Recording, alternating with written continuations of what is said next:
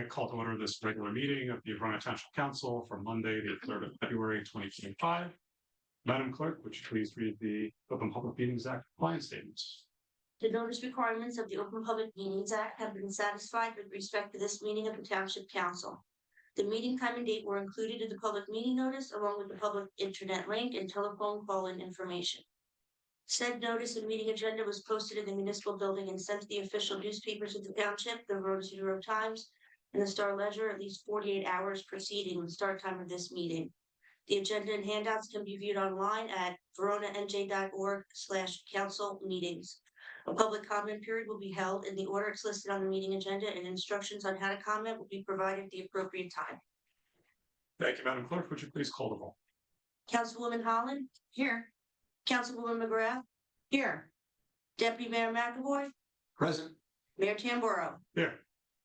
Mayor, I believe Councilman Roman will be joining us shortly. Yes. Also on the meeting is Township Attorney Brian Loya, Township Manager Joseph DiArco, and Deputy Township Manager Kevin O'Sullivan, myself, Municipal Clerk Jennifer Kearney.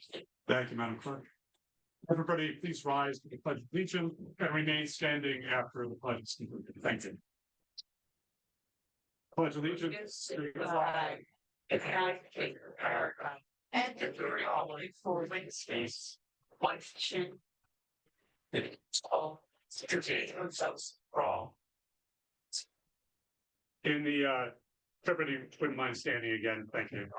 In the last couple of weeks, Verona lost two beloved members of the community who were not only so loved and appreciated by many and did so many for so many other people, but were also members of our municipal staff team. So at this point, I would like to call for a moment of silence for Kelly Lawrence and Rich Bird. Kelly was a technical assistant in our building department, and Mr. Bird was a staff member at our recycling center. So please, a moment of silence.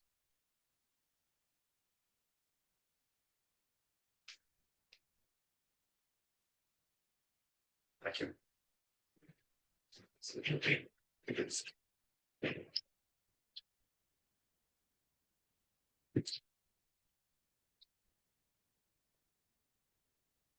Let's start today with our mayor's report. It said earlier, we do town warrants, both Kelly Lawrence and Rich Bird. It was also wonderful to see the how the community rallied around the families. And it really shows how Verona is such a special place to live in, to work in, and to be a part of. I had the opportunity to serve as a judge for the Junior Women's Club Spelling Bee last week, which is a great event. So I congratulate all of our winners there. It was a tough competition, but everybody did well. I also attended the New Jersey State First Aid Council swearing in of officers with the deputy mayor. Our own Sue DeWitt, who worked in the Verona municipal government for nearly 40 years, and our police department, was sworn in as that organization's president. And as an interesting factoid, the Verona Rescue Squad has the most presidents of the New Jersey State First Aid Council ever. So there we are. And we were joined by State Senator Kristen Corrado, who's in the gallery today, and Assemblyman Al Barlas as well, who were kind enough to swear in the officers. I was invited by the College Board to attend a surprise award of a $40,000 scholarship to Jen McGrath, a junior at Verona High School, which was very exciting. The College Board is giving scholarships for people who use their college and career planning software. And you don't enter, you just do it. And they came out and surprised Jenna during phys ed class, which was wonderful. This weekend, I had the opportunity to attend the Family and Friends soft opening of Nomada, the new Mexican restaurant in Verona that is run by Scobos Hospitality Group, the same folks that own Parkside Social. It was an excellent evening, and I highly recommend that you patronize and try out that restaurant. The one of the part owners is I grew up in Verona, and they're pretty invested in our community. But it is really an exciting place and a good place for families as well. Um, Yesterday was the Unico Verona Sunday gravy dinner, which is always one of my favorite things of the year because I like to eat, but also because it reminds us of the importance of taking time to sit down and share a meal with others and break bread and celebrate those ties that bring us together. We realized as we were there that there were 6 current or former mayors in attendance. So there is a photograph of everybody on my social media, but it was great to see that outpouring support from our current and former mayors.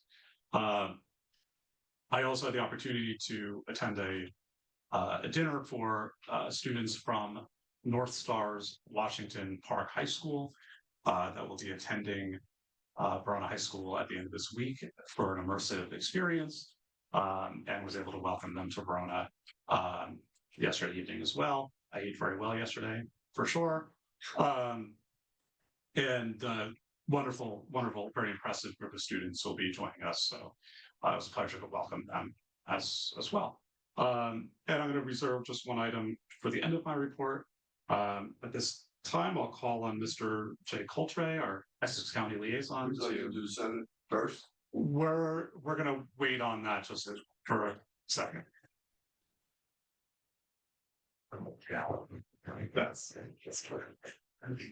Well, good evening, Mayor and Council, and Mr. DiArco.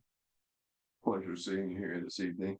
A couple of things are happening. Let me get my deer management part out. We are continuing to have deer management at Hilltop, and they will be on February 6th, 13th, 20th, and 27th. And just in case we have a rain date, it will be sometime after that, depending on the weather. So we are doing that. We do not give out statistics yet until we do a final, since I know that question was going to come up. And yes, we do give the meat to a butcher who gives it to a nonprofit, and we do feed other organizations and the homeless, etc. Other things, we have a job fair on February 22nd at the Turtleback Zoo. It's at the Bryson Center, and that is also on the website if you need something. We have a teen arts program on the park's website again, and it's February 14th, is online. And for your runners, we also have the opening of the portal for the 10K run, which is on April 6th this year. So if you're running or you're starting to get in shape, please join us. It's at the Branchford Park, Cherry Blossom Center. And finally, Mr. DiArco, we hate to lose you, but I know where to find you. I know where your house is, and I know your locations.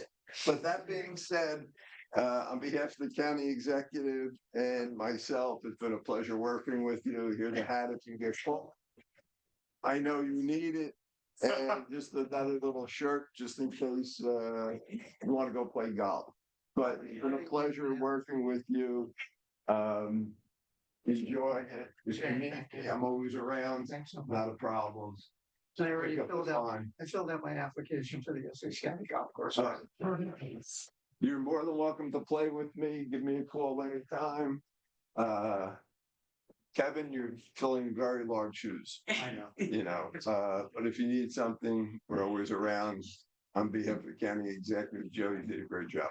Thank you very much. Any questions, Mr. Coltrane, before we? Do you have, a couple other things I forgot. There was ice skating the last few weekends on the lake. So yes, we have had that. There's snow on it right now, so we don't know if we're going to have it in the future. If it continues to get cold, then yes, we will probably have it. And yes, do you have a question there? No, I was asking if anybody else did. Everybody good? Thank you, Mr. You know where to find me. Certainly. Thanks, Jay. I have an appointment for the Shade Tree Commission, Catherine Tamasic for alternate number 1. Her term would expire 12/31 of 2027. At this point, I'm going to call up our Environmental Commission to provide a brief summary of their outreach.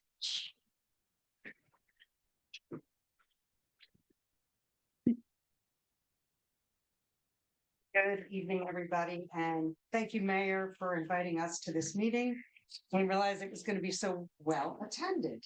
I'm Jessica Pearson. I'm the chair of the Verona Environmental Commission, and I'm joined by Vice Chair Sean DeBartolo, who obviously not only wears different hats in many different capacities for the town, but also different shirts. The Environmental Commission is a body of 7 members and 2 alternates who must be a resident and serve without compensation, except for the awesome pats on the back and compliments that we do get from our residents. Currently, our liaison is Mayor Tambura. We serve multiple functions in the town, including acquiring property for conservation, making recommendations for the use of open space, calling for joint meetings or activities with other similar bodies, making recommendations to the governing body and the land use boards on issues concerning water resource management, air and water pollution control, solid waste management, even that, noise control, soil and landscape protection, environmental appearance, and protection of flora and fauna. But among all of those responsibilities and helping with policy recommendations, we also are required to present an annual report to our governing body. And so tonight, we just wanted to give you a short wrap on what we did last year and what we're looking at moving ahead next year. So in terms of public events, we held 3 cleanups in addition to many other cleanups that are partners in this wonderful environment. The Hilltop Conservancy and the Verona Park Conservancy had cleanups. We joined them at theirs as well. We also helped organize and participated in Sustainable Verona's electric car fair this fall. In terms of policy, we toiled with the township officials on adopting or presenting the new stormwater management ordinance that you all adopted last March, and then a revision of which you adopted last October. We created the recommended planting list that's before you this evening, and because it was lacking in so many grasses and perennial types of plantings, we really tried to add those in. We also recommended that Everett Field remain natural grass, that steep slope disturbance and tree removals remain minimal in the renovation process. And moving on to presentations, meetings, and actions, we meet monthly, every month except for August, so 11 meetings a month unless we call a special meeting. And we also attend your meetings via Zoom most of the time, and Sustainable Verona's meetings. We also introduced last year the first Verona Junior Environmental Commissioner program, which invited 2 VHS students to join with us and work with us for the entire year. And that culminated last month, December 9th, 2 months ago now. Oh my gosh, we're in February, at their exceptional presentations of their projects. And we also held 2 webinars this year, one on backyard composting and one on Recycling 101. Sean? Continuing on the things that we've done this year, we've increased the recycling awareness and compliance at the Verona Pool. We attended over 10 informative webinars sponsored by ANJEC, which is the Association of New Jersey Environmental Commissions, the Watershed Institute, and Rutgers, and other organizations. We held our annual 4th grade poster contest, which culminated with the winners receiving awards at the April Verona Town Council meeting. We created and presented 6 elementary school assemblies at Brookdale and Forest Ave schools to teach our students about recycling. We attended special meetings and worked with the Sustainable Verona surrounding the production of a special study on Centennial Field, drafted by MSU, Montclair State University interns. This was a program sponsored by PSE&G and led by Sustainable Verona. We helped Sustainable Verona achieve the silver certification for the Township of Verona by submitting 185 points through research and written action submissions. Excuse me. Began a VEC, the Environmental Commission quarterly newsletter, to better inform our residents about what we do. And we drafted over 20 site plan reviews for Verona's land use boards. And I'm moving on to another section here, installations and ongoing maintenance. We've maintained our social media accounts with educational posts throughout the year. Some of our original reels have received over 1 million views. We maintained our website, which contains a concentration of important environmental information, our meeting documents, and event information. Just a couple stats here. During 2024, the VEC website averaged 600 to 800 visitors per month. During the 2024 calendar year, the VEC website received 6,397 views and 5,010 visitors. Since the VEC website went live in June 2020 on its new platform, it's received 13,528 views and 9,680 visitors through the end of 2024. We've maintained and cared for a perennial garden at Grove Park, which is something that we had spearheaded a little while ago with the Women's Club, Junior Women's Club, excuse me. Also welcomed new fairy house installations by the Verona Scouting organizations. We've maintained Verona's Treasure Tree program, which I think we revamped this past year. And we've maintained VEC's geocaching program at 2 locations in Verona. Since 2016, the Grove Park geocaches have been logged by 194 users that visited that park. Since 2021, the Hilltop Reservation geocache, placed in conjunction with the Verona Cub Scouts, have been logged by 54 users. And then the VEC have released 3 trackable items that originate in Verona that have traveled just about under 60,000 miles cumulatively through users moving them from geocache to geocache since 2016. Yes. And then just brief looking ahead, we will be celebrating Earth Day again with our 4th grade poster contest. I'm going to have to get in touch with Madam Clerk to ask what dates look good for the presentation. It looks like April 21st is one of your days, but that school is closed, I think. Yes. School's away, so that won't work. But we'll figure that out. I'll be joining the amazing Sarah O'Farrell to present our assemblies at the elementary schools this year. We're also, besides recycling and do not idle, we're going to talk about Verona's awesome green spaces. We just want these kids to really understand how lucky and fortunate Verona is to have those.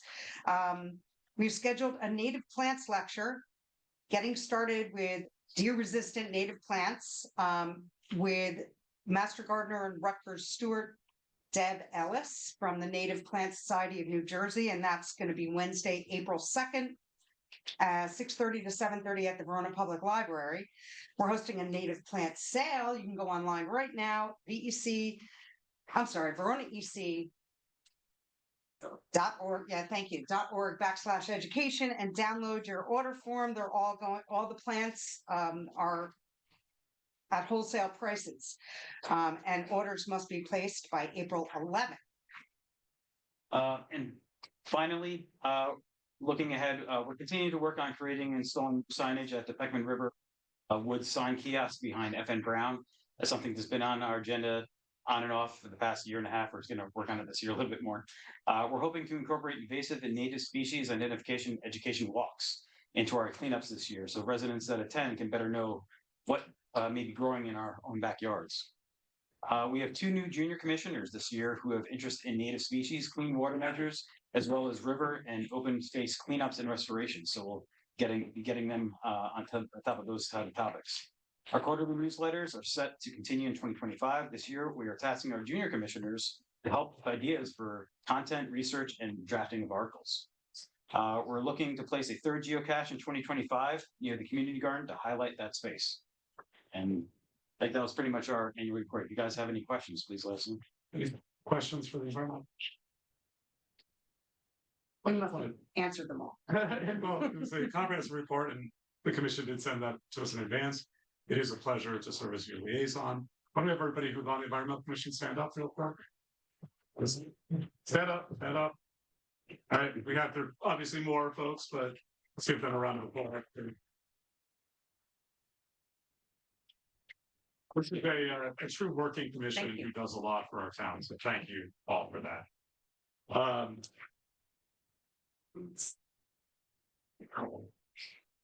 right.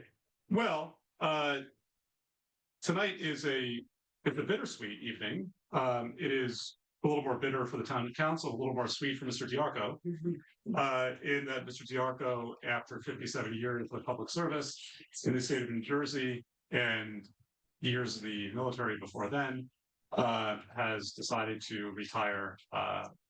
And I think we all, when we announced Mr. O'Sullivan's appointment, shared some of our thoughts on Joe. But Joe, I want to thank you for coming into this municipality during a time we had so many conflicting and competing projects and initiatives, so many needs, and coming in and just taking everything head on, showing kindness and leadership among the staff, and really getting and providing the council the information and the strategy that we needed to go forward for this town. Your expertise has been invaluable. And I think it's the best decision this council's ever made to appoint you to that position, and the second best decision is Mr. O'Sullivan. And then, well, then when Mr. O'Sullivan retires, we say that was the best one, right? So, but but anyway, we can't thank you enough, and we have a couple presentations.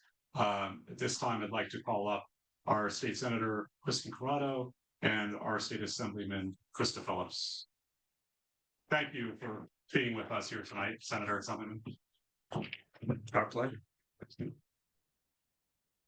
I apologize, Assemblyman Barlas could not be here with us tonight, but we wanted to be here to congratulate and celebrate an amazing career. 57 years is truly unbelievable. Starting with your service to our country, it's not lost on us that after serving our country, you continue to serve our community in another way, and truly made such an impact on so many lives.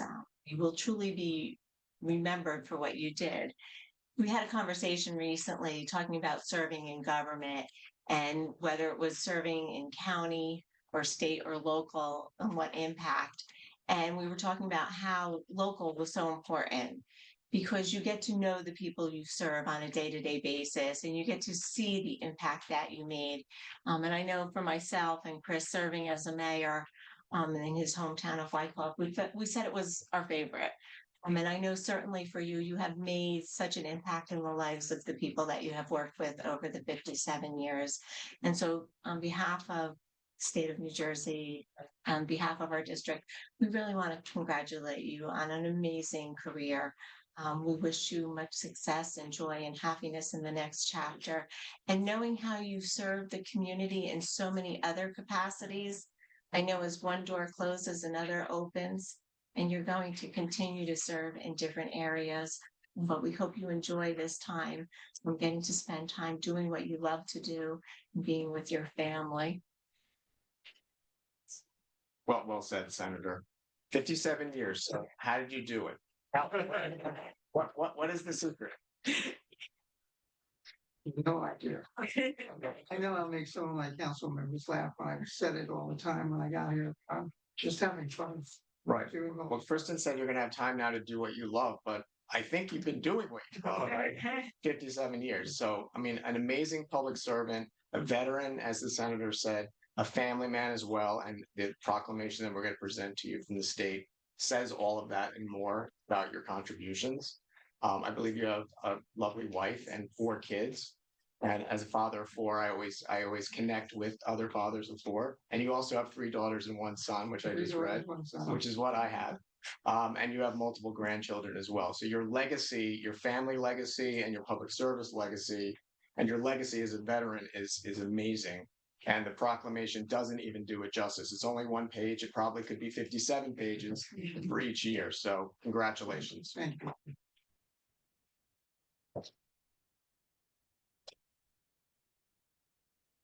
So we promise not to read the whole thing, but just Very briefly, the strength and prosperity of the state of New Jersey depend in great measure upon industrious citizens exemplified by Joseph Diarco, who utilize their unique skills to enhance our cities, towns, and boroughs and improve the quality of life for our neighborhoods. It's altogether fitting and right for the members of this legislature to pause in their deliberations to acknowledge Joseph Diarco as an individual of remarkable character and boundless fortitude. Now therefore be it resolved by the Senate and General Assembly of the State of New Jersey that this legislature hereby salutes Joseph Diarco, pays tribute to his sterling record of commitment, and extends sincere best wishes for future success in all of his endeavors. Congratulations and best of luck to you in all you do. Thank you. Now we're gonna give what Mr. Diarco hates the most, I know. and we're gonna take a picture. They know that, I still.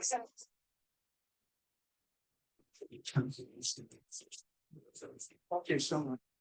Very much appreciate it. That's one. Oh, God. Yeah. It's fun film. Can I get a time train? Oh, no, you're right. They know. Thank you.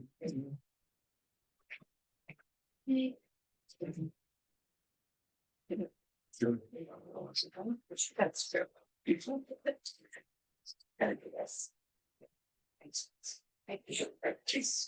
And do we want to do just the three of you? Yeah. So, ridiculous. Yeah.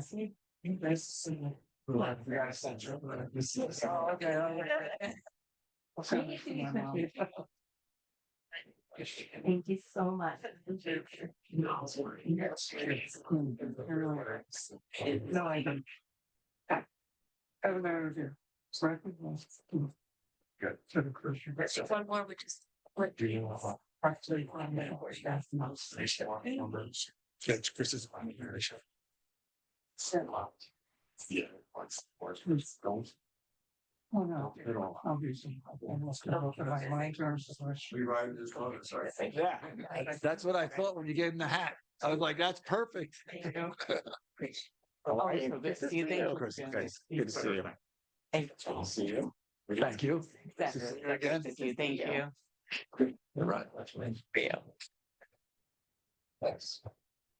I will be here in 57 years. One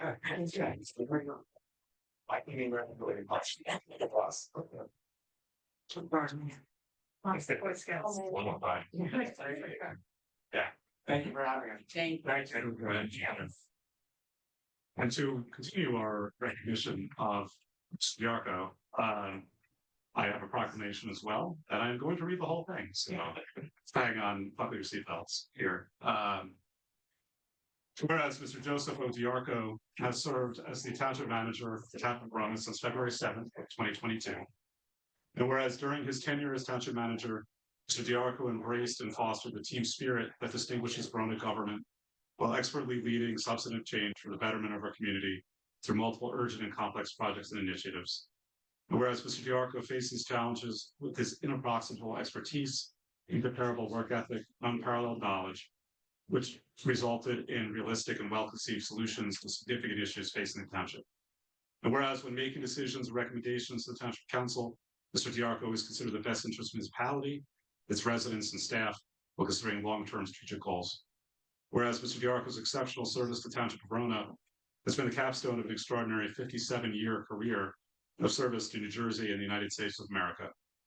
And whereas Mr. Diarco began his public service in the United States Army, during which he was engaged in combat in Vietnam and honorably discharged in 1967, and is a distinguished advocate for veterans' causes as a life member of the Veterans of Foreign Wars post 7/11, Vietnam Veterans of America, Chapter 510, the Disabled American Veterans, Chapter 14. But as Mr. Diarco, a licensed health officer, began his career in municipal government as public health officer for the Township of Bloomfield in 1967, and later served as chief municipal administrator for Caldwell Borough, Rockaway Borough, South Orange Village, Sayreville Borough, the town of Kearney, Paramus Borough, and the Township of Verona. And whereas Mr. DiArco holds a Bachelor of Science in Public Safety Administration from William Patterson College, a Master of Public Administration from Fairleigh Dickinson University, holds a Labor Relations Certificate from Rutgers University, is a Senior Certified Professional by the International Public Management Association for Human Resources, is a Registered Municipal Clerk and Environmental Health Specialist. And whereas Mr. DiArco serves the community as a 3rd and 4th degree member of the Knights of Columbus and Clifton, Bloomfield Friends of the Library, Bloomfield Historical Society, the Bloomfield Newark Elks Lodge 788, and the Verona Lions Club. Whereas Mr. DiArco is an avid motorcyclist, classic car aficionado, and traveler who enjoys spending time with his wife, Louise Palagano, children Danielle, Jennifer, John, and Andrea, and grandchildren Maxwell, Alexander, Liam, Ryan, and Luca, as well as his many friends. Whereas Mr. DiArco's career and volunteerism are shining examples of dedicated public service from which government staff, elected officials, and community members can learn valuable lessons for the betterment of their communities. Whereas Mr. DiArco is most deserving of an enjoyable retirement and public recognition for his exceptional service. Now, therefore, I, Dr. Christopher Tamboro, Mayor of the Township of Verona, do hereby honor Mr. Joseph O. DiArco for his 57 years of extraordinary public service and designate Thursday, February 6, 2025, as Joseph DiArco Day in the Township of Verona. I further call upon all residents and municipal staff to join in the celebration of his dedication to Verona and the greater New Jersey communities. Congratulations, Joe.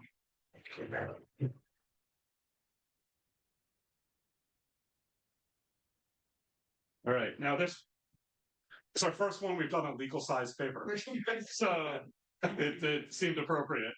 So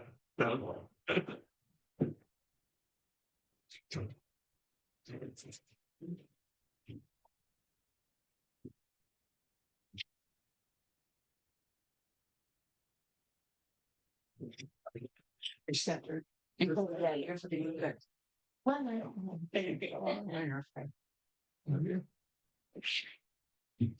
Shows are aligned. yeah. What's there? Come on. Happy retirement.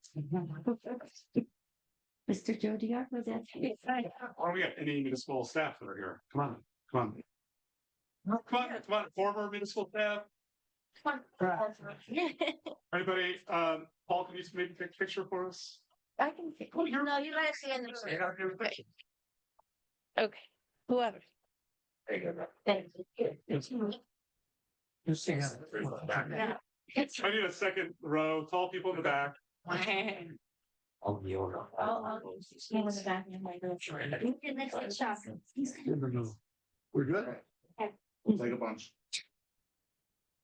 Just keep looking. Yeah. See if we can get. There we go, we got everybody in. Oh, he's a pro. Yeah. He's a pro. Rapid finger. Thank you. Yeah. Yes, yeah.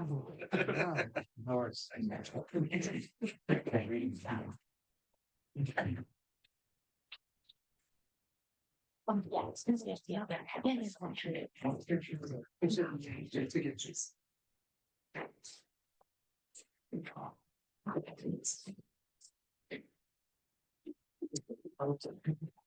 Any members of the council wish to? Sure, we'll just go, might as well, Deputy Mayor. 2 minutes? Yes, please. 2 minutes. You don't want to. I want to go home, go to bed. I slept. Public pardon. Good evening, everybody. Well, Joe, I've been here 41 years. Been through a lot of town managers. Been through a lot of town managers. And just when I get you guys where I want you, leave. Now I got to work on the new guy.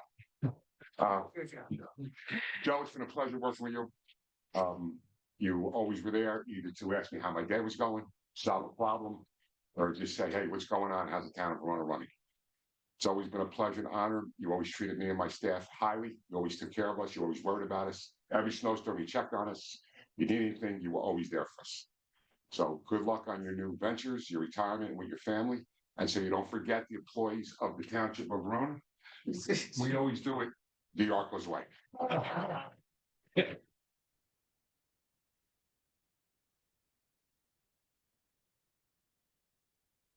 Yeah. We're overdoing the thing. Yeah. Picture with a happy retirement banner in the back. Really cute. The two of you. Oh, that's nice. Perfect. Nice. Nice to have you.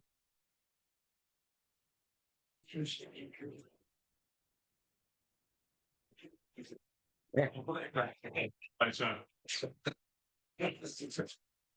Let's see, Deputy Mayor. Ready? Mr. DiArco, I thought a lot about what I wanted to say to you. Obviously, congratulations, but we, for many, many years before you came here, I can't believe it's 3 years old. But for many years before, we went through, obviously, the affordable housing, then COVID. There were so many projects that we put off because we were spending so much time on so many other things. So when you came here, we were full. We needed someone who could come in, was organized, knew what to do, and you came in and interviewed very well with us, and it was your ideas. You could tell it was your experience is what we needed in this town. And for the 3 years, we really appreciate all that you did and organized. We didn't always agree on everything, but you always could give us reasons why, or myself, I'm going to say, give me reasons why from your future jobs and your experience that made total sense. So I appreciate that. It was a pleasure working with you for the last 3 years. And it doesn't end here, because for the last over a year, you've been, and I've noticed, we've all noticed, little by little, pushing more and more towards the deputy manager, giving him more responsibility. And we really appreciate that, and we will appreciate it for years to come. And I thank you very much for your time in Verona. You started your service right around the time I was born, so that's a long time. We appreciate it, and I grew this for the last month just for you. Scratch you as a happy retirement present. But thank you very much and good luck. Thank you. Councilman Rowe. Thank you. I just want to say thank you. Sometimes when you're looking for someone to fill these positions, the exact right person comes along at the right time for what you need. Kind of my running joke with Joe is, we told you we were going to keep you busy, and I don't think that he 100% believed us or knew how much we meant it when we hired him. Now he definitely believes us when we said you were going to be busy. The amount of work that we did here, the major projects that have put this town in a much better place. The measure of a leader in any organization is how they leave the organization when they leave, when they depart. Our infrastructure is so much better. Our internal systems and processes, our succession planning, all of these things are in a really good position. So I just appreciate what you've done for the citizens of the Township of Verona.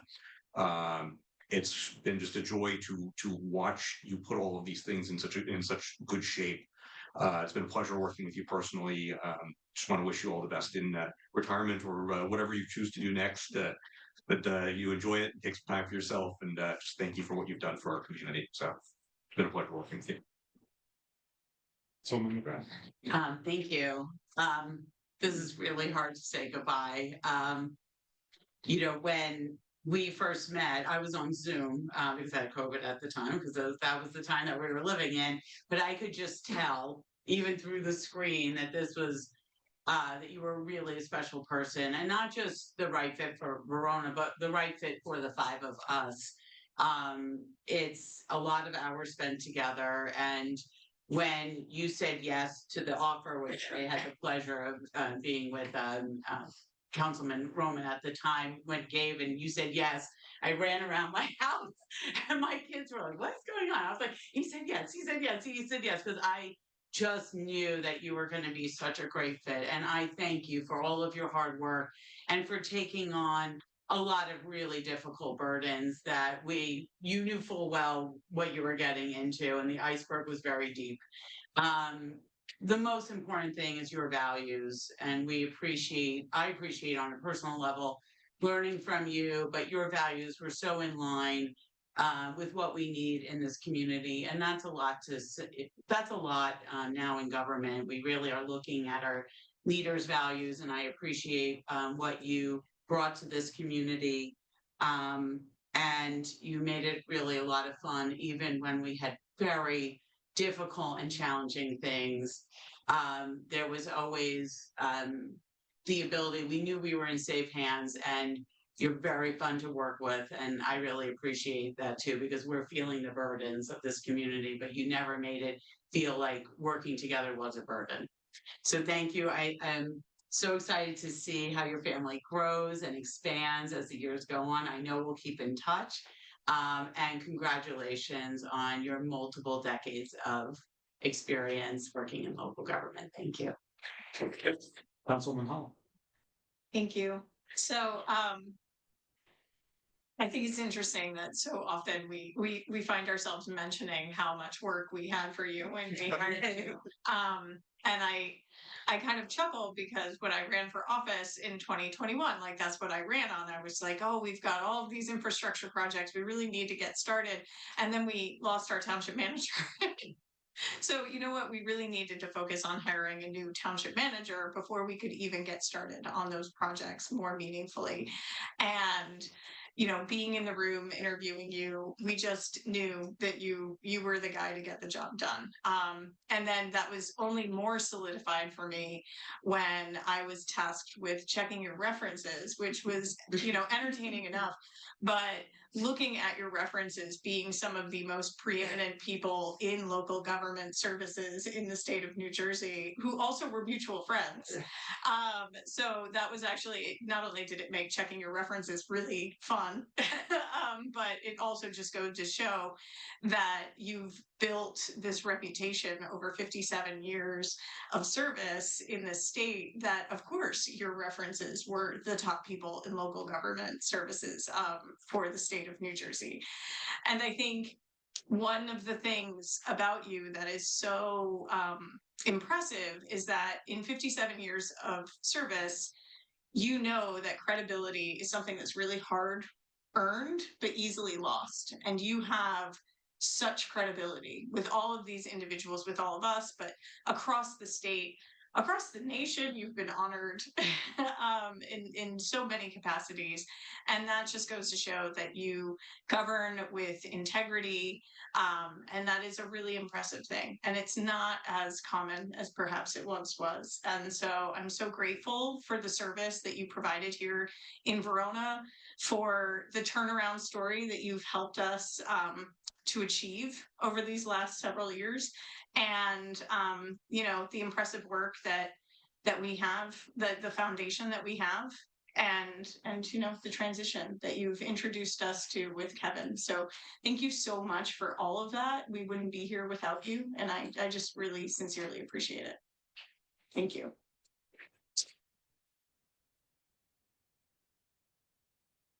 Anybody else in the gallery want to address Mr. Diarco? No pressure, but please.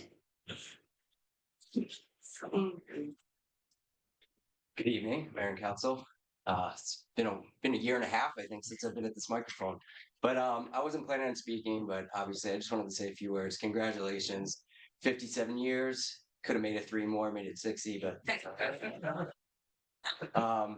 pretty nice career. We only had a short time together, about a year and a half, but I learned a lot of lessons during that time. So I appreciate every opportunity you gave me and the leadership you showed and all the support.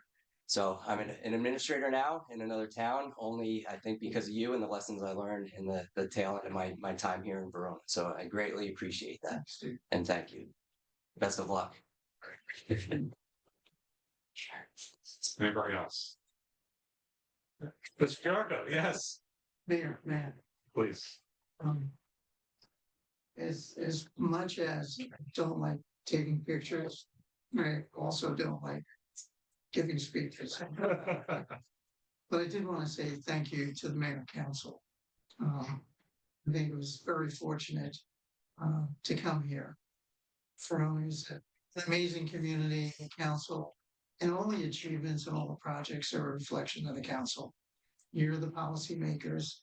At times I refer to myself as a mechanic. You set the task, and I'm task-driven manager to get those things done. And you are very supportive of being creative and taking risks, which I've done most of my career. I also want to thank the staff. The department heads here are exceptional. First staff meeting I had with the department heads, they were welcoming. They pulled up their bootstraps, and I kind of went over the freight train that we were going to be on. And they just really stepped up to the plate, pitched in, and really accepted the guidance I was giving. And I also got their feedback, and which avoided a number of mistakes that could have been made on my part. So I thank them immensely. Kevin was a unique individual, very honestly, and I've mentored one or two deputies in my career, and succession planning is what most communities don't think about. Thank you for that. It really is very helpful for smooth transition. And then one very special lady, the administrative assistant that I have no idea how she kept that insane calendar that I have had going, and I never missed a meeting. Multiple meetings being scheduled at the same time. Even when she was on vacation in Florida, the meetings were still being scheduled, and I didn't miss a beat, which was really unique. And Brian, a lawyer, I know during my interviews when I was asked about ordinances and law and whatever, and my answer was, I'm not the lawyer. That's what we pay him for, and he's exceptional.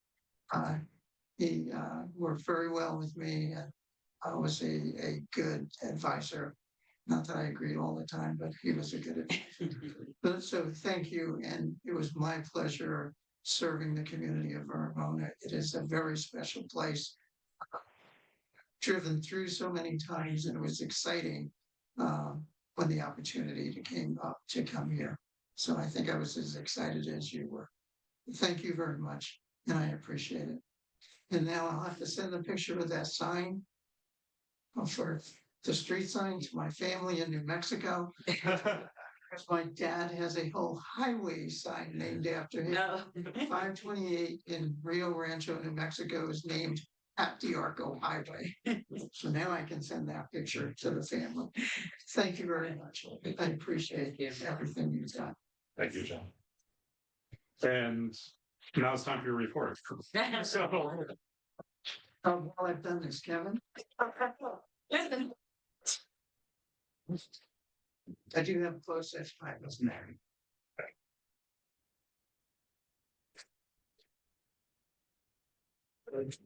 So just again, before I get into my report, because I know how much Joe loves the attention, I do want to also say, thank you to Joe as well. When the opportunity came up for me to work in the town that I live in and serve the town that I live in, and be tutored under Joe for the amount of time that we still had to work together, I was very excited about the opportunity. I knew I had a lot to learn, and a lot that I could learn from Joe over that time. So it was a very exciting time to be able to come here and learn under Joe. And I do want to say thank you for that time and for everything that you taught me along the way. So thank you. To get into the actual business, I guess there's a few things to sort through tonight, formal business, but we've discussed the pool utility a lot. We have some resolutions and ordinances introducing fees for the pool for 2025. They generally reflect everything that had been discussed previously. There were some minor updates to capture the fees that previously been discussed, but they are being introduced in the manner that had been discussed. The only revision of substance was the discussion about the age for kids to come to enter the pool without parental oversight. That was being pushed to 14 years. After discussion and recommendations from the Recreation Advisory Committee, there is a little bit of a modification to that. The age will be 14, but there's a probationary 12 and 13-year-old age group that will be permitted into the pool without parental, with unsupervised access. There will be specific disciplinary steps where that permission can be rescinded if any of those in that age group are not respectful of the pool rules. Otherwise, the rates and the rules are on the agenda for consideration tonight, and we'll continue to work with the Recreation Advisory Committee on both pool rules, marketing, advertising of the pool, and growing a lot of the programs at the pool that we discussed previously. The construction project at the pool, it is lined up. It's dependent upon some warmer weather, so hopefully we'll have a more firm construction schedule in the next 4 weeks. It's going to be a little bit of a running theme on a few of the projects we have to discuss tonight. With the Lynn Drive well, we should actually have the well be returning to service this week. We do have the final integration occurring today and tomorrow. We have some final training for our staff this week, and we're just coordinating with our water system operator to make sure that the well is meeting all the compliance requirements, and that should be online by the end of this week. Fairview Avenue well, we've slowly been making progress with Green Acres, but I have been advised that the final approval signature document for our exemption application is working its way through the different DEP divisions. They've had a few different individuals that have been in and out of the office for varying reasons, but I hope to have that from the DEP Green Acres division in the next couple of weeks, so we can push that project out to bid as well. Claridge Drive Pump Station, we had to issue an addendum. That bid opening is scheduled for February 12th. Again, we have a few road paving projects. Again, a lot of them are in the planning phase. Linden Avenue, we're waiting to hear back from the NJTPA for recommendations so we can complete the final design and get that project out to bid this spring. Dodd Terrace, Afterglow Way, and Summit Road are the next roads lined up. Those will be pulled into 2025 capital budgeting, and the county's repaving of Bloomfield Avenue is, again, dependent upon warmer weather this spring, but it is still lined up to be repaved this spring. And we are continuing to work with the Neighborhood Traffic and Safety Committee regarding a complete and green streets policy. We've kicked back and forth a couple of versions of a policy, and the committee is meeting again, I believe, in March. So we're hoping to have a potential policy drafted and for discussion for the council sometime thereafter. Everett Field design, we should have the updated 70% design drawings from Neglia by the end of this week. We'll circulate those to all the stakeholder groups thereafter. Pickleball and tennis courts are another project that is tied up in winter weather. We should have a construction schedule hopefully in the next 4 weeks when we have a better idea of winter breaking. With our local government energy audit project that we've been working on, we have a meeting with the audit team and Sustainable Verona on February 11th. We will be scheduling a presentation for the council shortly after that. Jumping ahead, we still have the Lakeside Avenue parking lot design underway. We'll have a presentation for the council before we put that project out to bid. Jumping ahead, our town hall windows and repointing project is also continuing to move forward. The contractor is working through the shop drawing process and the manufacturing and the ordering of the windows. From date of order to delivery, it'll be a 12 to 16 week lead time. So we're expecting that work to pick up sometime probably in early June. There was a recommendation on the 2025 professional services, which was distributed to the council. There's a resolution on the agenda for this evening. And then a couple items regarding the grants that I have highlighted in my report. Just to clarify, I know we've spoken about Everett Field, and we've received a few grants there. We've received $750,000 for our Jake's Law grant.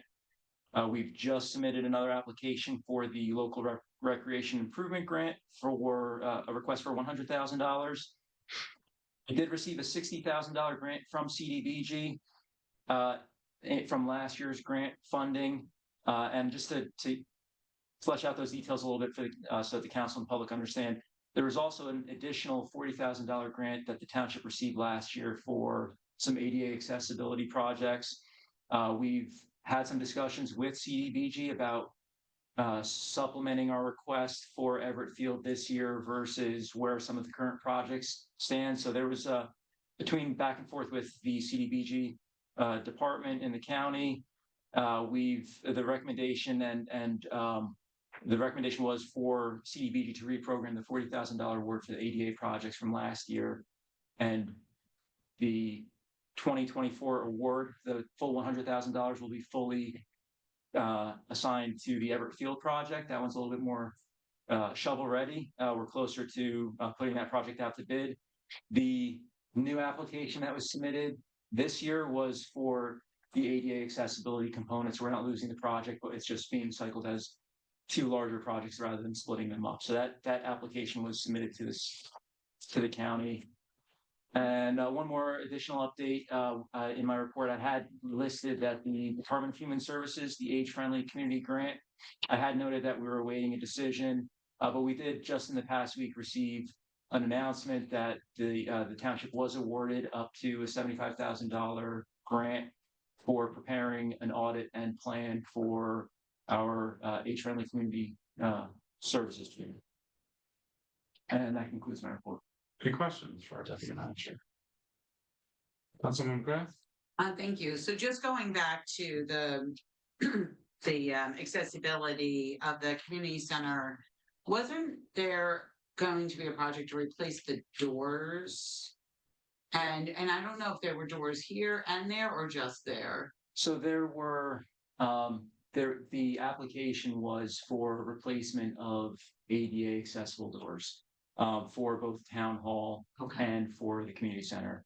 The application, again, CDBG, for simplicity's sake and for their preference, the idea is if they can keep it to a single location, single site, it's a little bit easier and cleaner for administrative purposes. So the application that's submitted is specific to the community center. It would be for ADA accessible doors, ADA accessibility through ramps and some sidewalk improvements, and then that parking lot has been beaten up a little bit with the playground and the well construction. So we'll be repaving parking lot. So in order to make the entire site more ADA accessible, we'll be pulling that portion of the project into that as well.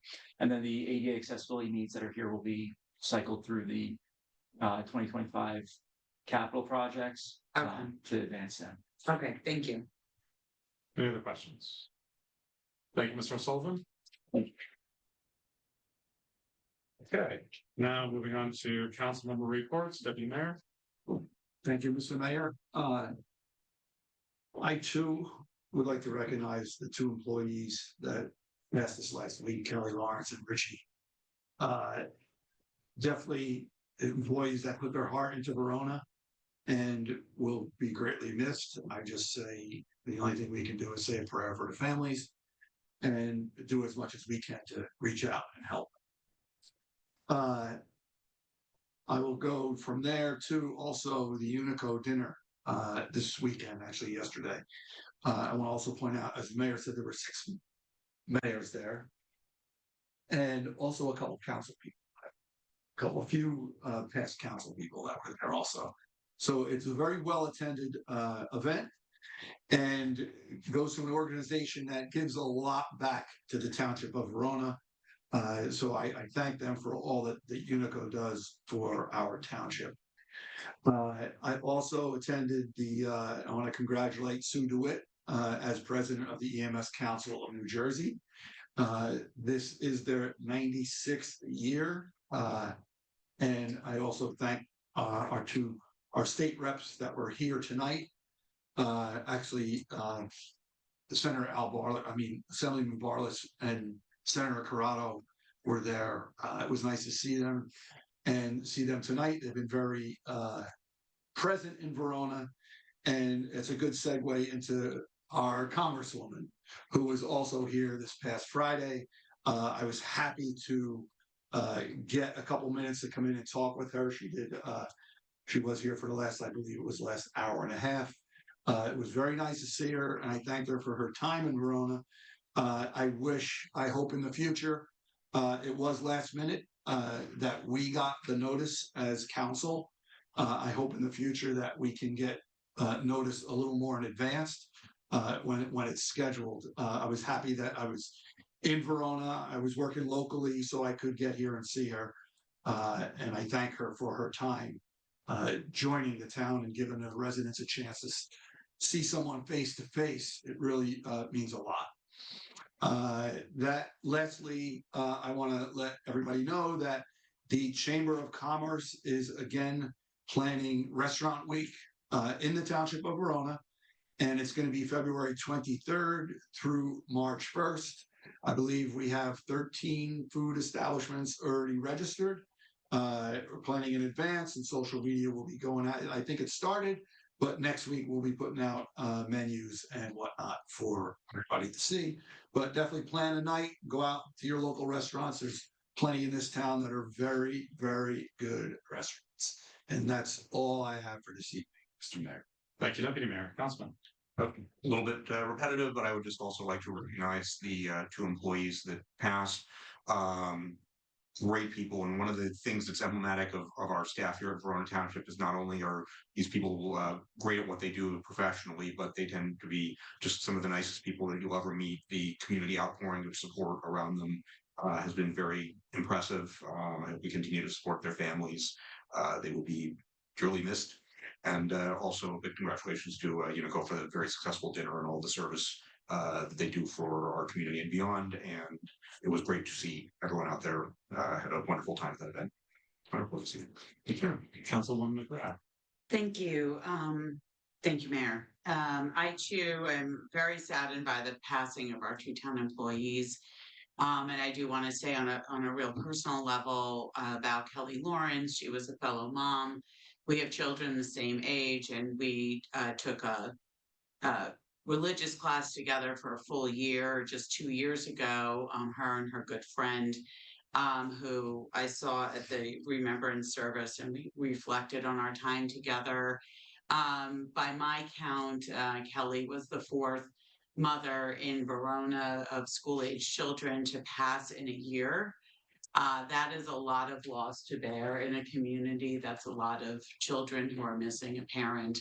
And so I just really keep her children and all the children that have suffered such a great loss at such a young age in my heart.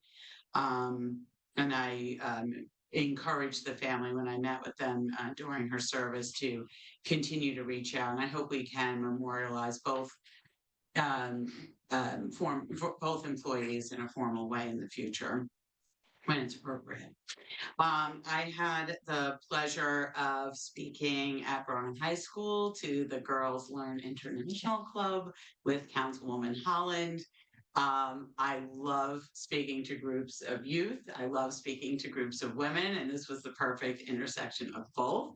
They asked us to speak about women in politics and our experiences being elected women leaders.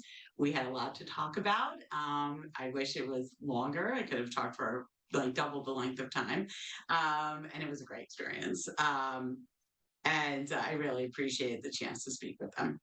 I also want to thank Congresswoman LaMonica McIver for coming here and doing office hours as I met with her staff. It seems like they are going to be rotating through, and I agree, and I've already passed on some feedback on how we could get the word out even more broadly. I do encourage, though, residents to go to her congressional website and sign up for her newsletter. Her website is mciver.house.gov. In addition, if you are on social media, unfortunately, her official social media had to be relaunched recently. So even if you were following her back in December, please go back to your favorite social media channel and check to see if you're still following her, because her handles have changed. She also did an excellent town hall, audio town hall on immigration rights recently, which is all the more reason to sign up for her mailing list as she's planning more town halls in the future. The Multicultural Inclusion and Accessibility Advisory Committee met since our last meeting. They are very thankful to the Township administration for clarifying budgets and money that can be spent on events. So they talked about planning, even going as far as scoping out when our annual Pride event will be. So they will work with Township administration, and then that information will come back to us. The superintendent was also present and gave a very robust update on some current issues that are on her mind as it relates to the school system. I want to thank her for her leadership. Unfortunately, this year, the Board of Education chose not to do a Lunar New Year, but it is our understanding that the teachers are planning a celebration during AAPI month later this year. The library is hosting a really fascinating Black History Month event this Saturday. It is an interactive event with an actor who it will be portraying Martin Luther King. And you can even ask him questions. And that is on Saturday at 1 p.m. The Multicultural Inclusion Accessibility Advisory Committee is also planning their own Black History Month event. It is tentatively scheduled for February 20th at 6:30. It will feature Verona businesswoman Arlena McIntosh, who is a fashion designer. You can find her on Instagram at Sophista Funk Shirt Company. She has a very wide following and is a very creative and vibrant person, and it may include a fashion show. Finally, the Women of Impact event is still taking nominations. Go to the Verona Public Library's website. I do just want to, this has really been a very interesting couple of weeks. And I was searching around and I found our value statement as a community. And I just want to reread it to remind Verona residents that this council is very focused on making sure this is a welcoming place. So Verona's vibrant community proudly welcomes all residents, business owners, employees, and visitors. And together we are working towards being a truly inclusive place where our policies, services, and programs meet the needs of all people. And every once in a while, you have to go back to basics and really revisit your values, as I spoke before about our town manager. So I just wanted to say that. And finally, I want to have a clarification on something from the mayor's report about the Mrs. McGrath, the young woman who won $40,000 at the Verona High School with that wonderful scholarship. Unfortunately, she is not a relation and is not my child. So as someone already asked me, oh, was that your child that won the $40,000 scholarship? Unfortunately, no. That's another McGrath family, not mine. They're a long time family. Yes, so that's my report. Thank you. And we'll try to find you 40 grand, Christine. Yes, that would be lovely. Councilwoman Holland. Thank you. I also just want to extend my heartfelt condolences to the families of our employees who were recently lost. As Councilwoman McGrath indicated, the loss of Miss Lawrence is particularly stunning as a parent of an HBW student, because we have had several students lose parents in the last year. And so it is quite a stunning thing. I know that our community rallies around people in need. So that definitely brings me comfort, but at the same time, I understand that it doesn't make up for that loss. And so my heart does go out to the family and the children involved. I also want to note that as a liaison to the VMAC committee and the recreation committee, we did have meetings of those two committees since we last met as a council. You're not surprised to hear that the recreation committee did spend a lot of time talking about the pool fees. And as Mr. O'Sullivan already referenced, we did get some further feedback. And I appreciate the administration for taking those notes from the Recreation Advisory Committee and, working on a compromise solution. Because I do think the Recreation Committee, as made up of citizens of our community, as an advisory committee, and the administration are all working toward a shared goal. So finding these compromises, I think, is the best way forward. And so I do really appreciate the administration for that. I also just want to acknowledge the VMAC committee doesn't meet every month, but when we do, we have such a robust agenda, and I'm so very proud of how far this committee has come. We're actually, one of the things that was discussed was some of the new programming that we'll be doing, including some programming for seniors and other groups. So I'm very excited about all of this. The committee is very engaged and is certainly doing a lot of good in our community. So I really appreciated being able to participate in that, as Councilwoman McGrath referenced as well. It was really great to be able to go to the high school and speak to the young women there for GLI about, just our experiences in municipal government, our experiences as women. And it's so important to have women's voices heard, especially in government. Representation really does matter now more than ever. So as much as I think we were there to inspire those young women, I think I found them to be incredibly inspiring myself. So I left probably feeling better than maybe I even made them feel, but I was like, this is great. So I was very energized. It was a wonderful experience. And I don't have children in the high school yet. So I was like, oh, I don't know if I've ever been this far into the high school. So that was kind of interesting for me as well. I also just want to acknowledge that February is Black History Month. And just as Councilwoman McGrath referenced some of the programming that we'll be having at the library this past Sunday, I was really impressed and honored to attend the Absalom Jones service in the city of Newark. And for those who are unaware, Absalom Jones was the first African-American ordained priest of the Episcopal Church, and a bunch of the high school and middle school kids from the Episcopal Church of Holy Spirit attended services there. And it was very moving, very powerful service. I've never been to that cathedral before. It's a beautiful building right there, like at the edge of Military Park. And it was just really wonderful and such a great and inspiring way to kick off Black History Month. So I was very honored to have attended that. Thank you. That concludes my report. Thank you.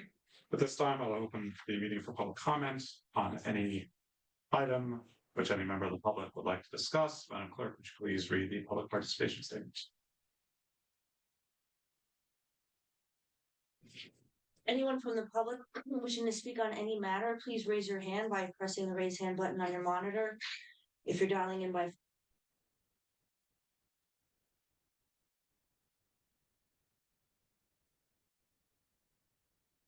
you're not required to provide your street address. However, if you do, please note that these meetings will be posted on the Township's YouTube channel, and addresses will not be redacted for any purpose.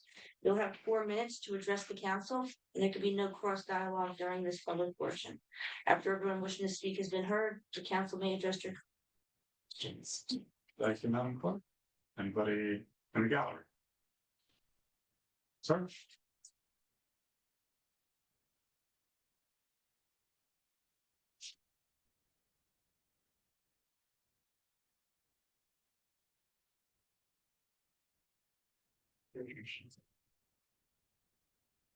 What more I center on the city, like. Come on up to the podium. Yes.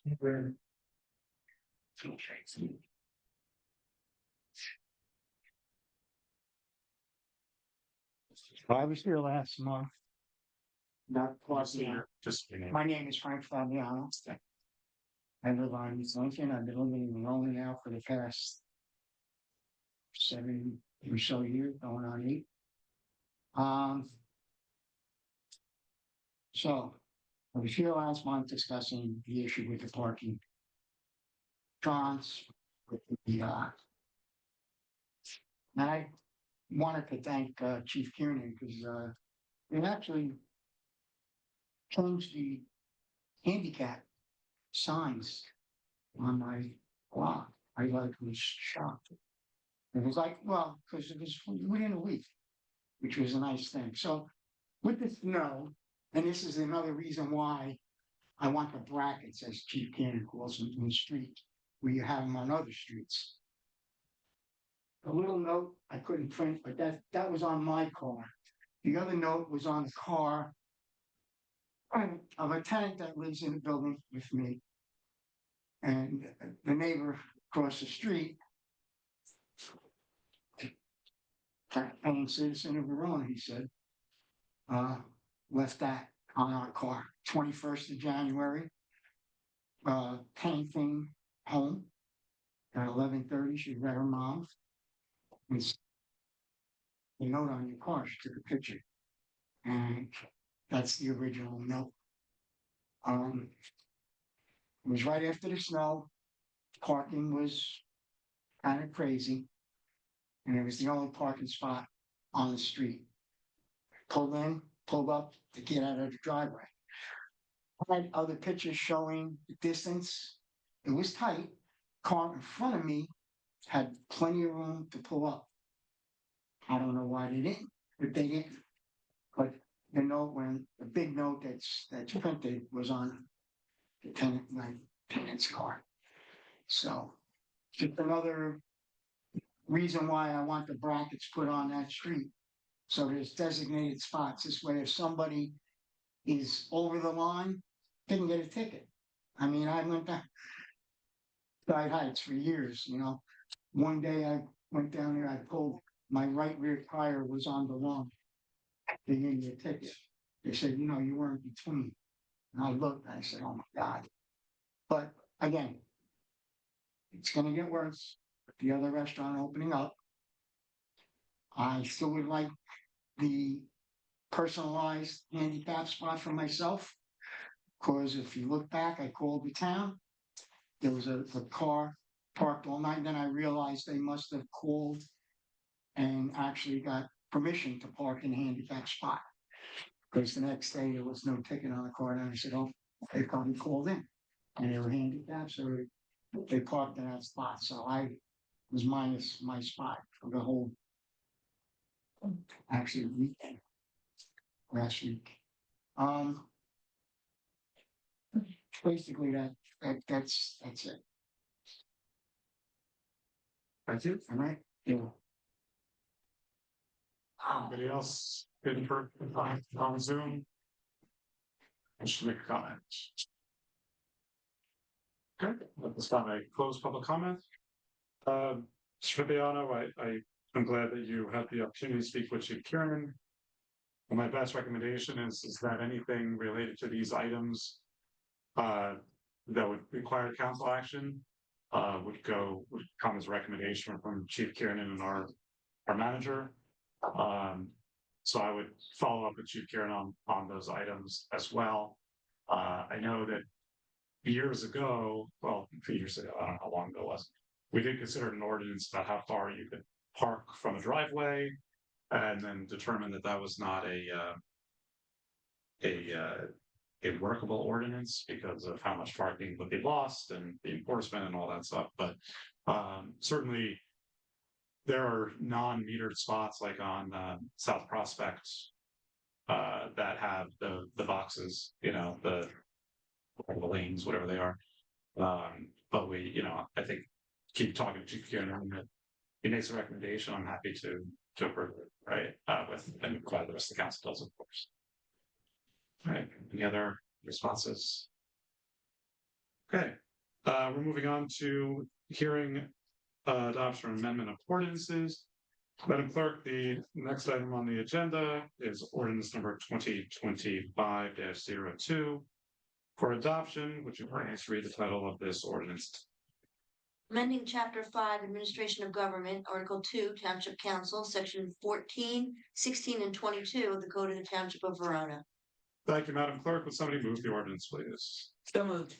Motion is made by Councilman McGrath. Is there a second? I'll second it. Second by Councilman Roman.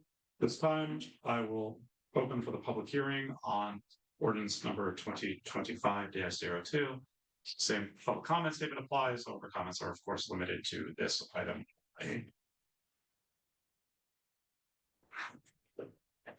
Seeing no public comment, I will close public comment. I just have one item of discussion. And on the last meeting, we had talked about writing in where it says municipal building, the municipal building or other place designated, so we could have the meeting at the community center. Or it looks like it didn't make it into this draft. I didn't catch it when we got the binder, but I just saw it now. Do we need to? That's a scrivener's error, you've noted, Mayor, so you can fix it before it gets codified. You can certainly go- Any objections from the council on that? That's actually how you voted last time. Yes, yeah. So just note that. Just put it as any place, advertised or whatever. Okay. Any other council comments? Hearing none, Madam Clerk, roll call please. Councilwoman Holland, Yes. Councilwoman McGrath, Yes. Councilman Roman, Yes. Deputy Mayor McAvoy, Yes. Mayor Tamboro. Yes. Mayor, 2025-02 passing 5-0 will be published according to law. Thanks, Madam Clerk. The next item on the agenda is ordinance H1 on first reading. Would you please read the title of this ordinance into law? An ordinance to amend Chapter A 565-1 Schedule of Fees of the Township to clarify stormwater permit fees. Thank you, Madam Clerk. Would somebody move the ordinance, please? So moved. Motion made by the deputy mayor. Is there a second? Second. Second made by the councilwoman. Is there any council comments on this item? First reading. Can we just get clarification? Sure. Why this being clear? Sure.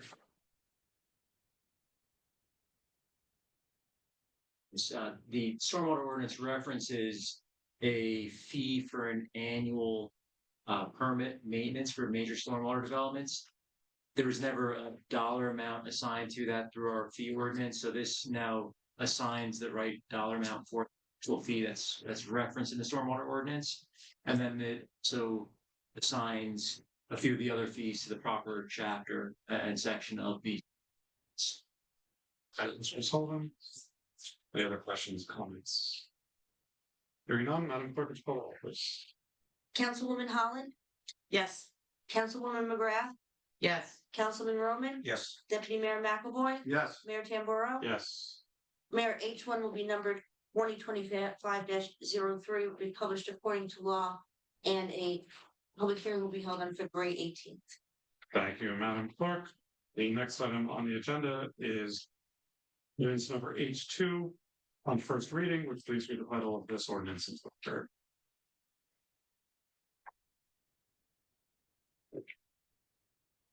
To amend Chapter A 565-7 of the Code of the Township of Verona, pool fees.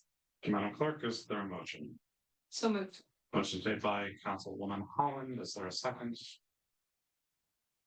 Second. Second made by Councilwoman McGrath. Is there any council discussion? Councilman McGrath? Yes, I think we need to, I'm looking at the red line version, and I think there maybe is a clarification.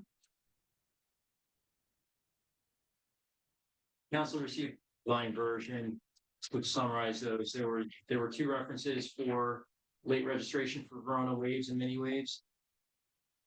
And the was stricken, so it just refers to the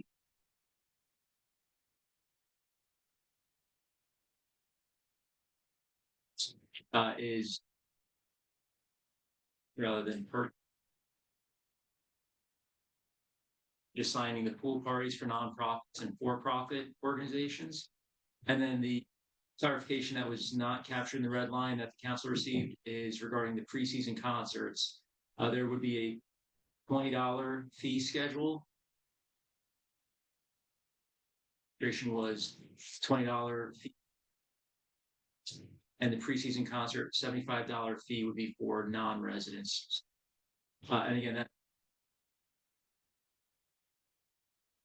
but those are things in the ordinance. The $75 is very steep. Is there, how did we come up with $75 for that? Again, based upon it being a preseason concert, as many people as may want to attend if they're non-residents and they are willing to pay that $75 fee. It is a fee that was reviewed, considered by Recreation and endorsed with a recommendation from the administration. Okay, but you said that's for non-members and non-residents. Okay, but you also crossed through on the red line, the $20 where it says resident members and non-members, and you just have it as full members. So right now, we don't have a fee for residents who are not members who want to attend the council. So that's the clarification that was not captured. Is that should be a 20 preseason residents $75. So the season concert is available to all residents, whether you're a member or not. I think the $75 piece is just like, why include it in the ordinance? Nobody's going to pay this. I mean, it just seems like it's a very high amount. I mean, you have a family of four, it's $300. And you can get concert tickets in like Manhattan sometimes, $75. You know, so I'm sitting, I think I paid a little more for my Village Old tickets a couple of years ago in Madison Square Garden, but not that much more. So I can't approve this with that $75. It's silly.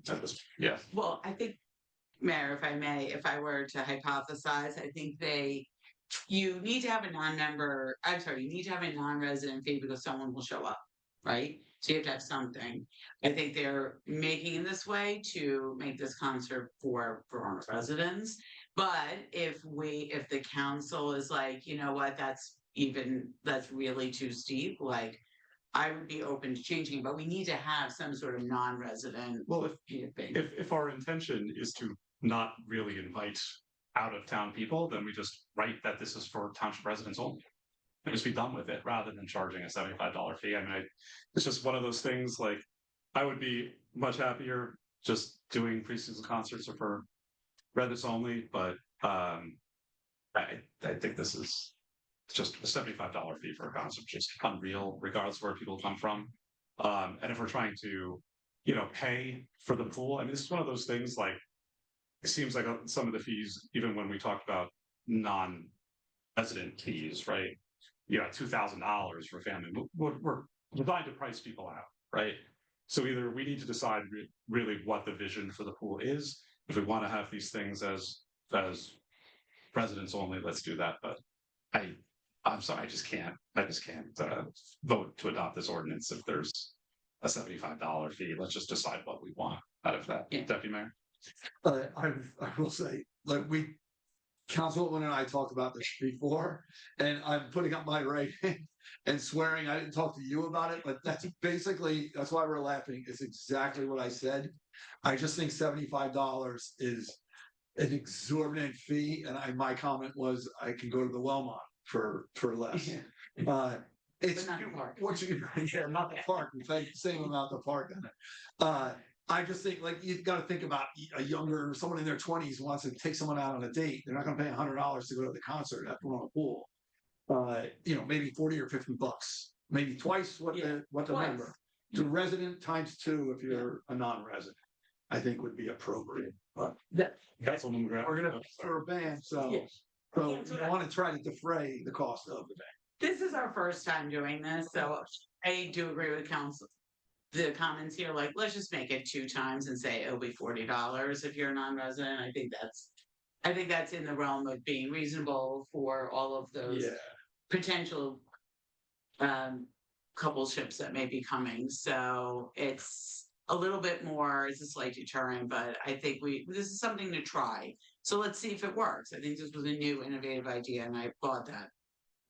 They need to take a vote. I will add, as Councilwoman said earlier, when we were talking privately, how many concerts do we have preseason? There's not many, and we've never done it. So so it's a new thing. So I mean, I think I tend to agree, if we're trying to pay for these things, let's have a reasonable rate, and then and then if somebody wants to bring an out-of-town person, they can bring it.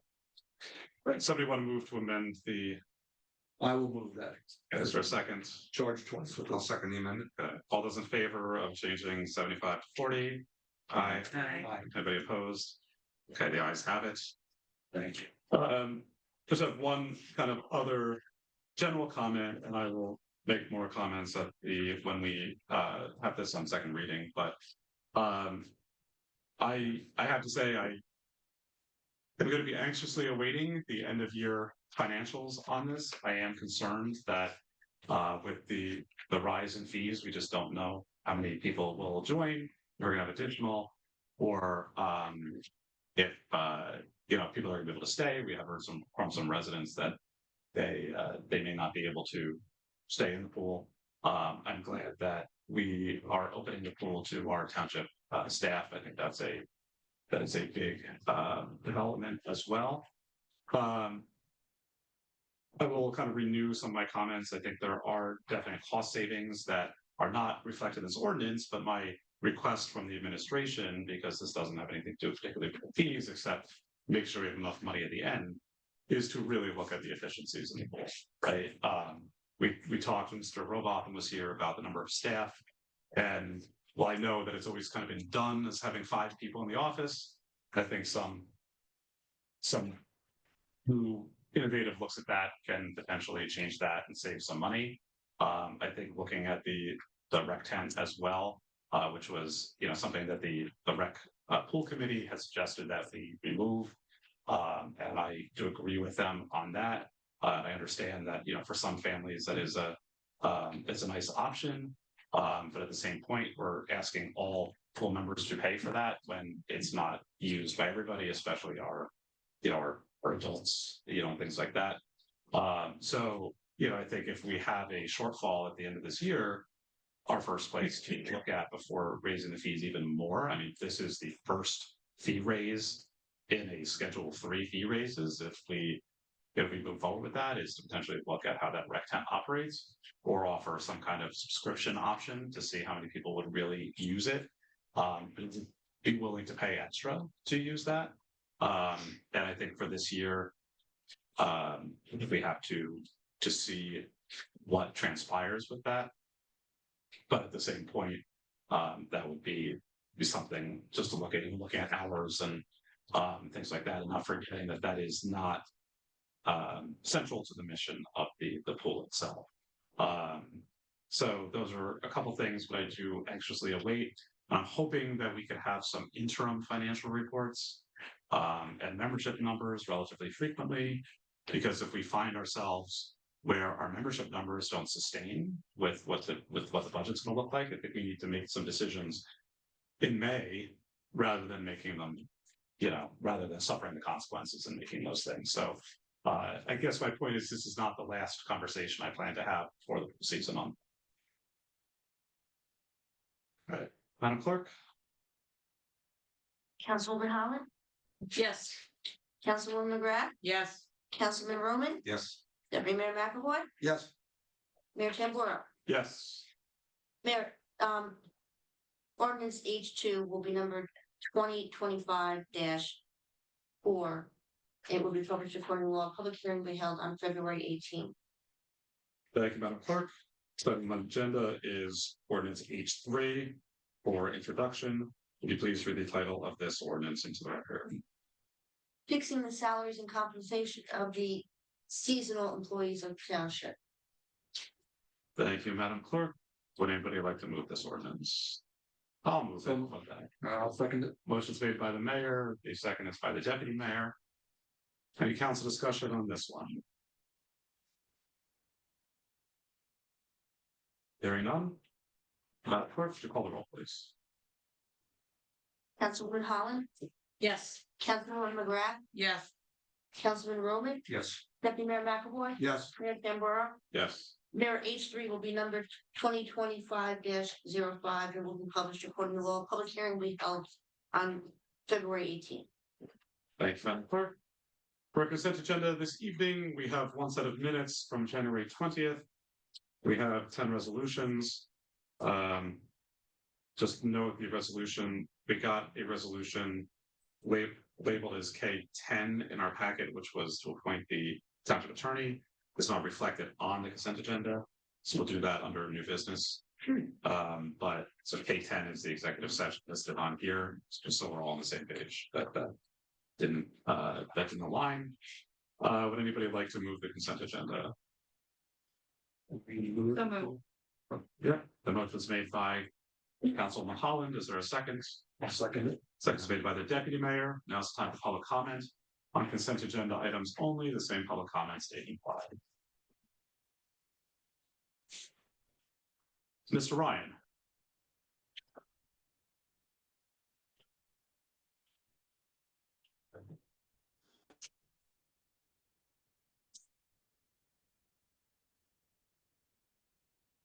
Brian, you can speak on mute. I'm asking you, Can you hear me now? Okay. Okay, thank you. It's Kevin Wright. On the resolution that you have that's labeled K5, where the manager lists the number of, I guess, appointments, I noticed down here that I don't see a recommendation for the Board of Adjustment attorney. Is that an oversight, or did I miss something? Is that the end of your comment, Kevin?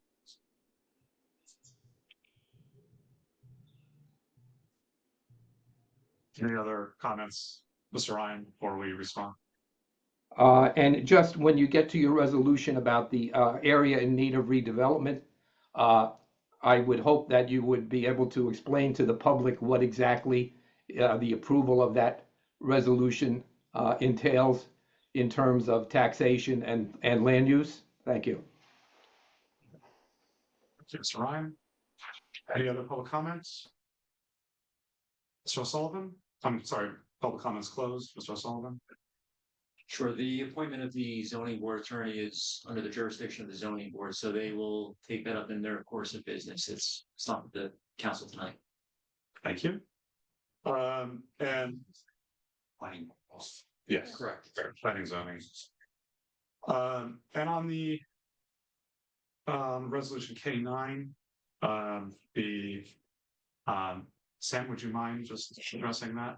Just want to note the taxation piece is not No, it been doesn't. discussed, but anything else, Sure.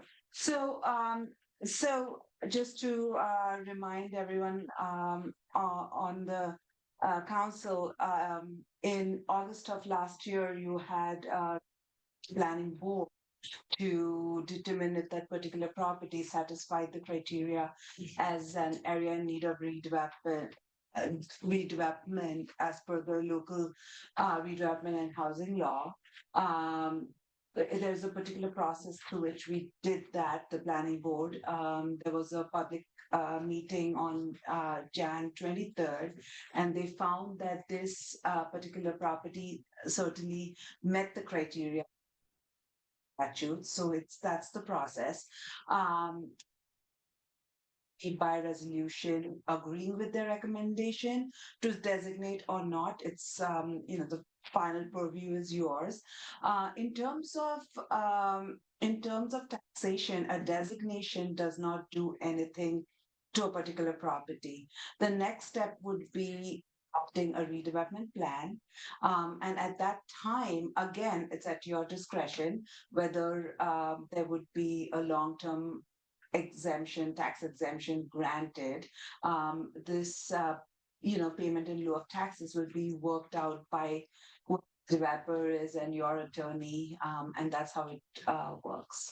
So the redevelopment plan that will, hopefully, should you designate that, that's the next step. And the taxation portion is after the plan is adopted and they're actually in the process of redeveloping, that's when you have a redevelopment agreement. And the statute is very clear on what percentage of that as okay. Okay, thank you, Sam. Just for the record, that is Sam, our township planner. Any council discussion? We'll start with Deputy Mayor. We'll go this way. Okay, I want to go through a couple things on K8 with the pool. Chris, it's the full rules. all right. First, on the top, they already have who the motion was made by and seconded. Yeah, I know, it's right. Just pull that.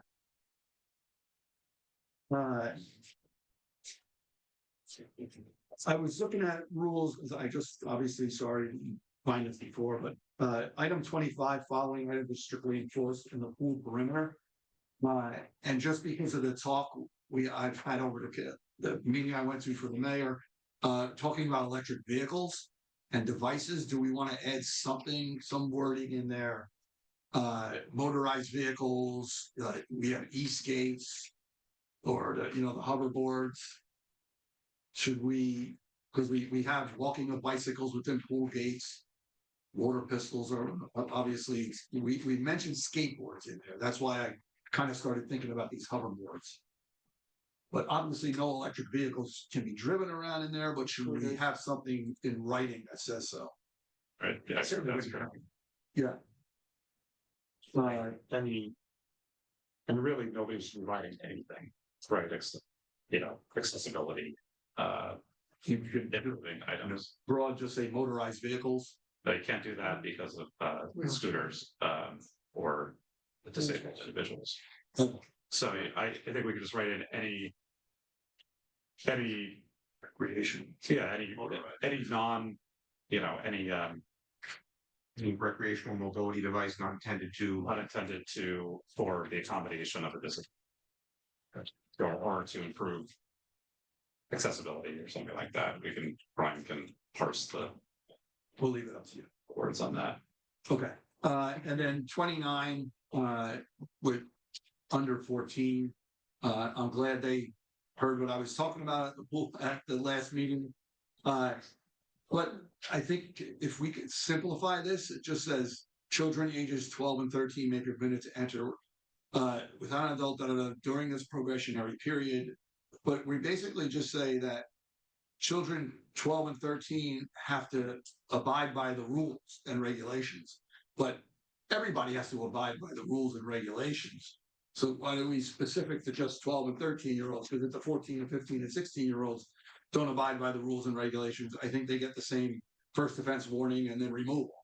So if we wanted to simplify it and say children 12 and older, just a thought, we can talk about it or not. That's my opinion, but I'm glad we did something with allowing kids under 14 to be allowed in. Thank you, Deputy Mayor. I have a couple more. Go.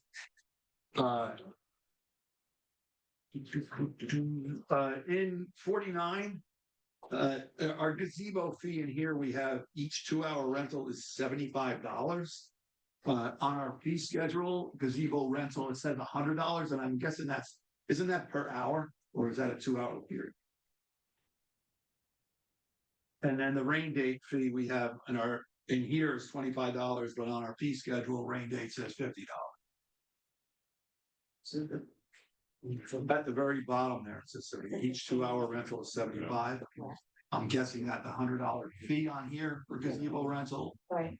To the 2 hours. It's to, It's the we changed the old thing. the fee for the one. Yeah. The rental. Okay, so we just need to So it needs to be updated. So we update the other two. Okay. And in number 52, our dates are a little, we have, Should say pool is open, what's that? the 20th. I did, it's still, hold on. Yeah, they made a lot of changes. Yeah, they still have the pool open full-time June 20th, 2024. It's still in the red line version in black, though. It should be 2025. But don't we open the pool the day after graduation? And last year, graduation was on the 19th. So Friday the 20th, we opened the pool. So I think they just copied last year. This year, graduation is on June 18th. Yeah, but the last day of school is the 19th. Wednesday. Okay. The graduation off the last day. So it stays to Friday, Yes. the 20th. Okay, but we gotta change the year to 2025. Yeah. That's technically. 59, 52, and then that's it. But at the end there, just simple pull out. Be it further resolved that the Township of Council of the Township of Verona, just pull the of out. Minor. That's all. Right. Councilman Roman? I didn't have anything on pools. Councilman Holland? Regarding paragraph 29, I had a comment on that and proposed red line. Noting that the deputy mayor asked some questions about it. I will note that my understanding of this provision is that it's actually an enhanced discipline procedure for the children in the probationary age group, and that's because originally the recommendation from the administration was to no longer allow 12 and 13-year-olds to come to the pool unsupervised because of, some vandalism issues and some other behavioral issues that had occurred in the past year. So, however, upon hearing a lot of pushback from the Rec Advisory Committee, they came to a compromise where this is actually a graduated, disciplinary process where you get the warning and then your second offense, you're no longer allowed to come unsupervised. Whereas my understanding is that the typical procedure that would apply to like the 14-year-old and up is that there's actually a more progressive discipline model where you're not, your privileges aren't revoked on your second warning. Is that accurate? That's correct, yes. So that's what they're trying to make that distinction. However, some of the feedback that I had from residents was that they didn't fully understand how this paragraph was structured. So I would propose just before you start the second sentence to include the word however, with a comma as just an introductory transition so that it's made clear that the rule is that 14 and up are allowed this kind of unsupervised attendance at the pool. However, there is this probationary model that's available for 12 and 13-year-olds, but it doesn't have the same privileges as the 14 and up because essentially there was some bad behavior, and so they need to have this behavior mechanism. And that was the compromise between the rec committee and the administration, or it was intended to be a compromise. So do we want to table this and then just get some specific language on this and just look at all these and just adopt it next meeting? Or is, we just had some ideas, without language. It's not like it's, is it vital that we pass this tonight?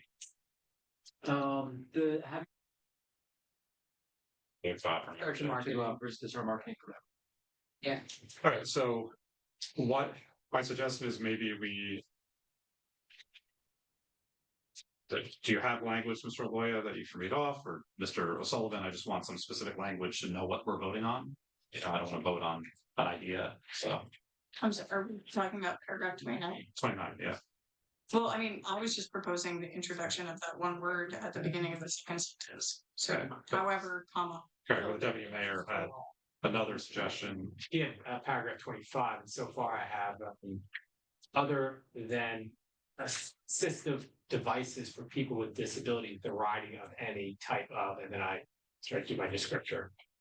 Bike, skateboard, hoverboard, scooter, e-skater, electric, non-electric, or motorized.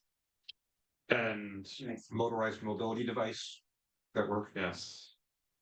Can you grant a level of discretion to like the pool manager? Right. So like if it's not specifically defined, they at least have a level of discretion.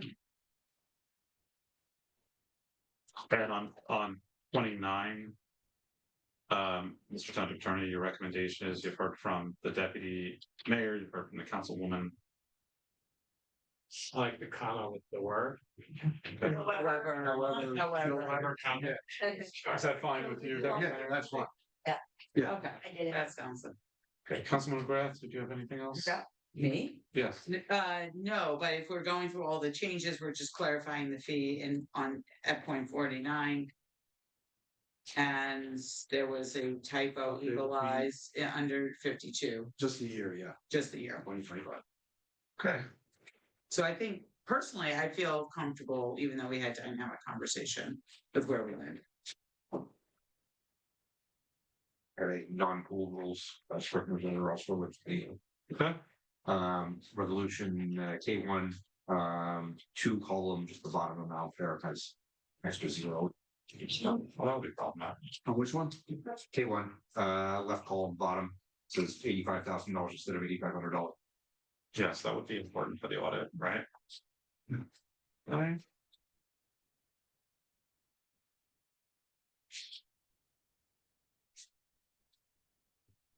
Okay.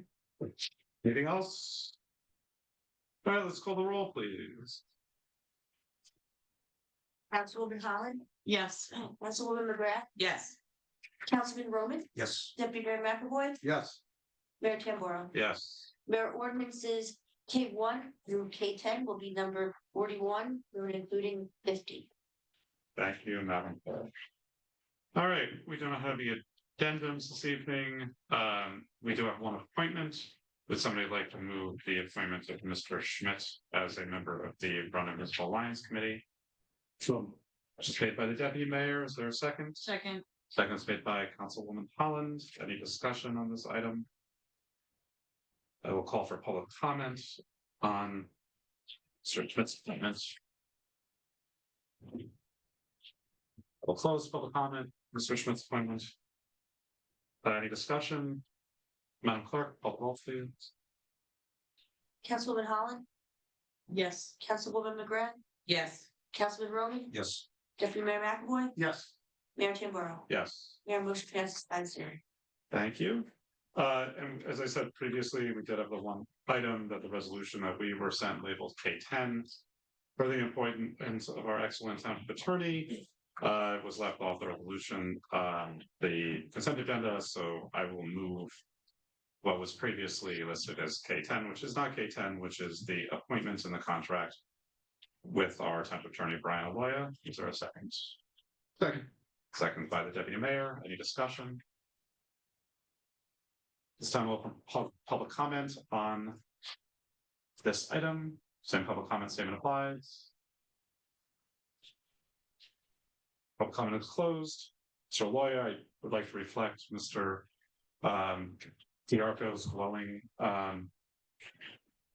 feedback about you. We are lucky to have you here. And I am especially grateful that we have a Verona resident serving in this capacity, deeply cares about this community, grew up here, and is an excellent attorney and counselor for all of us. So thank you. Madam Clerk. Councilwoman Holland, Yes. Councilwoman McGrath, Yes. Councilman Roman, Yes, of course. Deputy Mayor McAvoy, Yes. Mayor Tamboro. Yes. Mayor, motion passes 5-0, and it will be number 2025-051. Thank you, Madam Clerk. At this time, I'll open for public, I'm sorry, is there any other new business? Finish business. Okay, now we'll open for public comment on any item anybody would like to address with the council. The same public comment statement applies. This is a general comment period. Nothing, Mr. Petrangeli, nothing? Just here for the party. Okay, he's just here for the show today. Okay, seeing no public comments, I will close public comments. We will be going to executive session as per our previously passed resolution. Will we be taking any official action, gentlemen? No. Excellent. Well, we'll see you all in 2 weeks. Have a wonderful night. We're in closed session. We need like 4 months. Yep. Yeah. I'm gonna